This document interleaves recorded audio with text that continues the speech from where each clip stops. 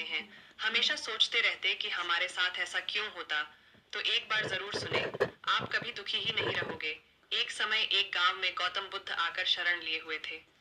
काफी लंबा सफर तय करने के बाद बुद्ध थोड़ा आराम कर रहे थे, परंतु लोग इनसे अपनी समस्या का हल मांगने हमेशा पहुंचे रहते थे।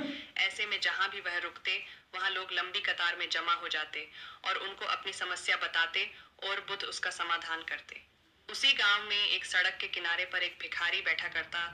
वह यह रोज देखता कि लोग अपने दुख दर्द और अपनी गंभीर से गंभीर रूपी समस्या को लेकर आते हैं, और जब वहां से जाते हैं तो उनका चेहरा बेहद खिलखिला रहा होता है। वे मुस्कुरा रहे होते हैं और नए जोश के साथ भरे दिखते हैं। भिखारी के मन में यह विचार आया कि क्यों न वह भी बुद्ध के पास जाए, उन्हें अपना हाल कह सुनाए, परंतु वह डरता था। इसके बाद एक दिन गहरे चिंतन के बाद वह भिखारी बुद्ध के पास गया। लोग लंबी लाइन में खड़े रहते और एक एक कर अपनी समस्या का समाधान लेकर वहां से चले जाते। ऐसे में गौतम बुद्ध के चेहरे पर सदा मुस्कान रहती और वे हमेशा इसी तरह समस्या का हल बताते। भिखारी भी जब उनके पास पहुंचा तो उन्हें प्रणाम करता हुआ बोला, हे भगवान, इस जगह पर सारे लोग खुश व समृद्ध हैं, पर मैंने तो ऐसा कुछ नहीं करा जिससे मेरे को जीवन का दुख झेलना पड़ रहा है। फिर मैं इतना गरीब और निर्धन व्यक्ति क्यों हूँ? इस पर बुद्ध बोले, तुम गरीब और निर्धन इसलिए हो क्योंकि तुमने आज तक सिर्फ मांगा है, किसी को कुछ दिया नहीं है। तो वहां खड़े लोग सब हैरान रह गए और सबके मन में यह सवाल उठने लगा कि यह गरीब किसी को क्या दे सकता है।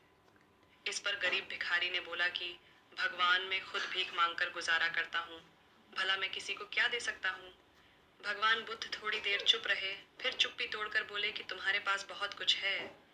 देने को ईश्वर ने तुम्हें बहुत कुछ दिया है बांटने के लिए, जिसमें सबसे पहले तुम्हारे यह दो हाथ हैं, जिनसे तुम लोगों की मदद या सेवा के लिए इस्तेमाल कर सकते हो।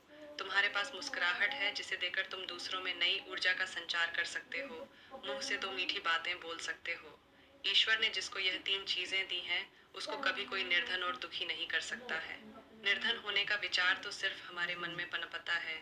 यह एक सिर्फ भ्रम है जिससे तुम्हें उभरना चाहिए और अपनी जिंदगी की नई शुरुआत करनी चाहिए। भगवान बुद्ध की सारी बातें सुन भिखारी ऐसा ही करने लगा।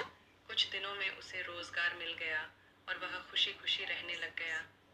अब हर दुखी की मदद करता, सहायता करता और उनसे आशीर्वाद पाता, और हर दुखी इंसान को यही कहानी सुनाता, जिससे उसका जीवन भी सफल हो जाए।